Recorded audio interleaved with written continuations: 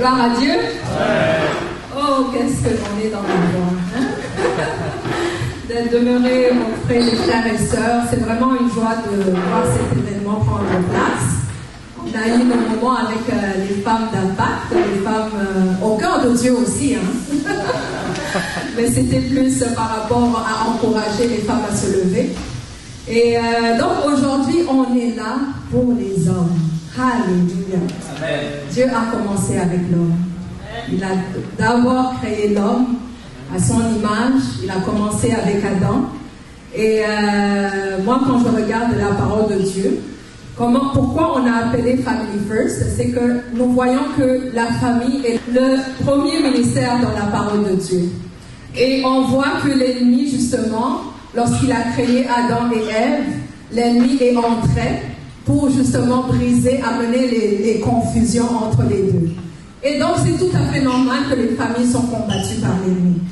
Alors, ce que nous avons vécu, on s'est dit, d'abord, c'est mon cher époux qui s'est dit, non, là, je pense que c'est la dernière fois que le Seigneur me donne la grâce de pouvoir me relever. Et le Seigneur a parlé d'abord à mon époux à travers ce que nous avons vécu pour commencer à témoigner ce qu'il avait fait.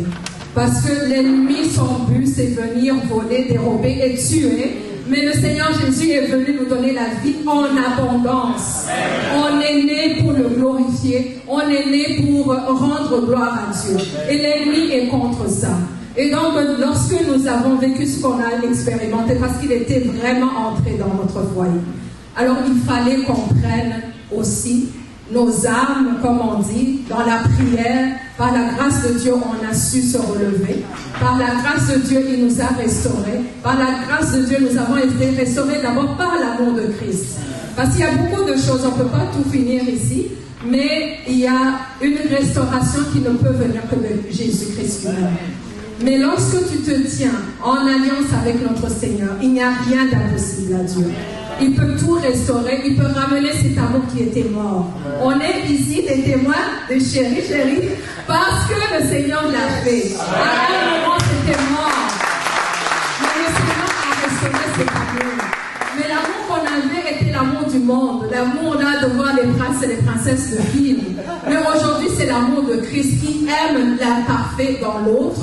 Et on est patient envers l'autre. Parce que le Seigneur est en train de faire l'œuvre en nous. Alors aujourd'hui, c'est une grande joie de voir l'homme au cœur de Dieu. Amen. Alléluia.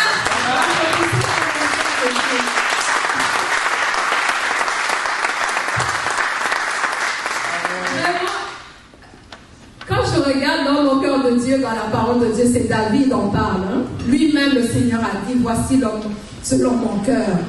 Parce que c'est un homme, malgré ses défis, malgré ses péchés, le Seigneur l'a jugé comme un homme au cœur de Dieu. Parce qu'il était repentissant. La première des choses d'un homme au cœur de Dieu, c'est un homme qui reconnaît ses torts. C'est un homme qui s'humilie et vient demander pardon à Dieu. J'ai péché et je suis faible. Il s'humilie. Il dit, Seigneur, je ne suis pas digne, mais pardonne-moi. Et je l'ai vu.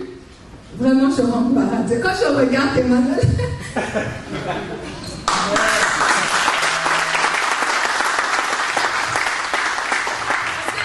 les gens vivent des choses qui nous emmènent justement à réagir de plusieurs façons qui amènent la destruction dans la famille. Mais le Seigneur a permis que nous voyions les voies de l'ennemi.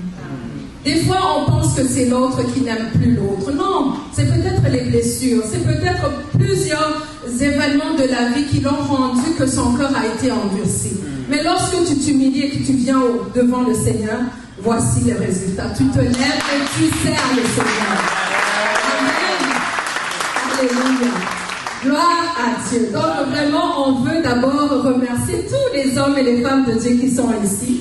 On est vraiment comme ébahis comment le Seigneur fait les choses. Nous, on s'est dit, ok Seigneur, nous voici, on va te servir. Mais il fait tout. Nous, on est juste des instruments.